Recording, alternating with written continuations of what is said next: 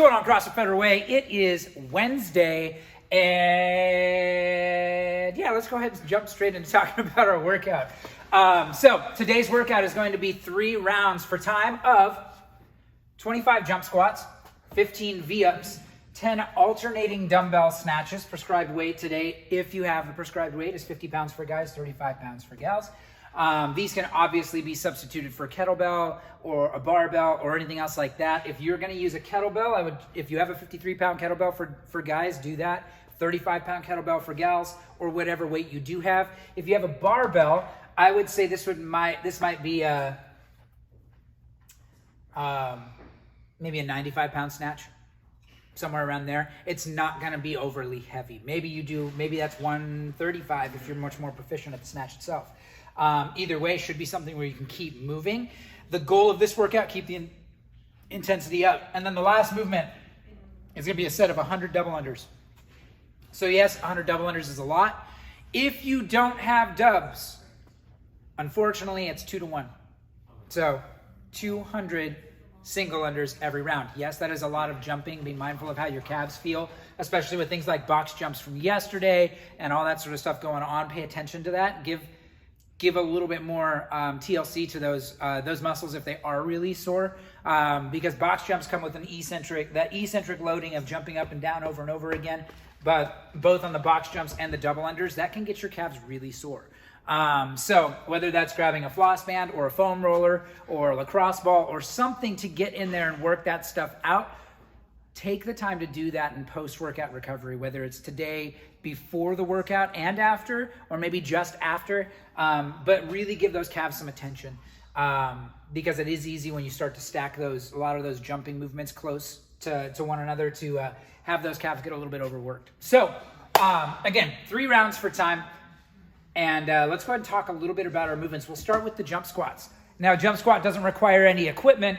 It's just a body weight squat. But the difference is we're jumping aggressively at the top from our squat. So I'm still going to take my hip crease below the top of my knee at the top. I want my feet to leave the ground. So I'm still hitting depth. And I'm jumping every single time on those jump squats. Now the V-ups, if you have a pull-up bar, feel free to do toes to bar instead of V-ups if you have access to one at home.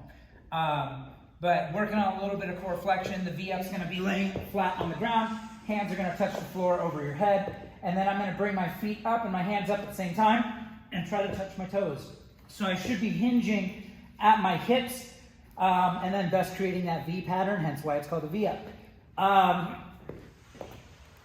The last couple movements are going to be our alternating dumbbell snatch and our double unders. So the dumbbell snatch, if I'm using a dumbbell, in fact, let me grab a kettlebell real fast. So if I'm using a dumbbell, both heads of the dumbbell start on the ground.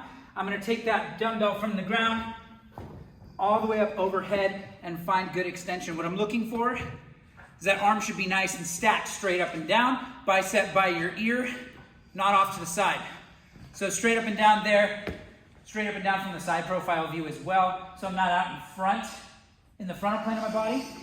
And then alternating, meaning I'm going to switch from right to left. So I can switch on the way down and go into my next snatch, or I can bring that dumbbell all the way down, switch hands, and then finish out that snatch. So 10 alternating reps there. If you're using a kettlebell, you don't have to alternate hands every time. But doing this as a kettlebell snatch, the difference is the kettlebell starts at your hips and not on the ground. So big drive at the hips, and then punching up on that kettlebell. I'd go 5 on one side, and then switch, and 5 on the other side. So that way, depending on what implement you have, you can still do the same motion. And then the last thing is going to be double unders, which I know we've talked about a lot, but just to reiterate the standards here. Tuck your elbows into your side. This same thing applies for single unders too, so even if you don't have dubs yet, start practicing these mechanics now. So once the double unders click, then you don't have any problem establishing the right kind of mechanics, the right kind of things to think about. So elbows are tucked into the side, hands are a little bit forward in the frontal plane of the body, and I'm trying to relax my shoulders as much as I can. If we have a tendency to lock up our shoulders, that can mean that most of that rotation is coming from here, and then all my musculature here stays engaged. So it makes wrist rotation a whole lot harder to have happen naturally. If I relax a little bit more, that wrist rotation tends to occur pretty I don't want to say effortlessly, but more effortless than if you do it the other way. So from there, 2 rotations of the rope every jump, 100 reps, and then on to the next round. So let's head back to the board and let's talk about what this workout was one more time just to make sure we're on the same page. Again, today's workout, 3 rounds of 25 jump squats, 15 V-ups, 10 alternating dumbbell snatch. Again, can be done with a kettlebell or with a barbell, depending on what you have available at home. And then 100 double unders. That is done 4 times. So this is probably going to be,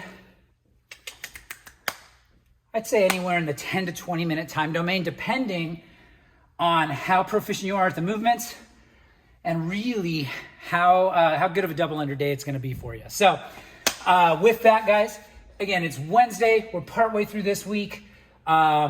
Just another step, another day closer to having the gym reopen and everyone back in the same place and crushing our goals together. So do your best, work hard and fast, post your score on the Facebook page.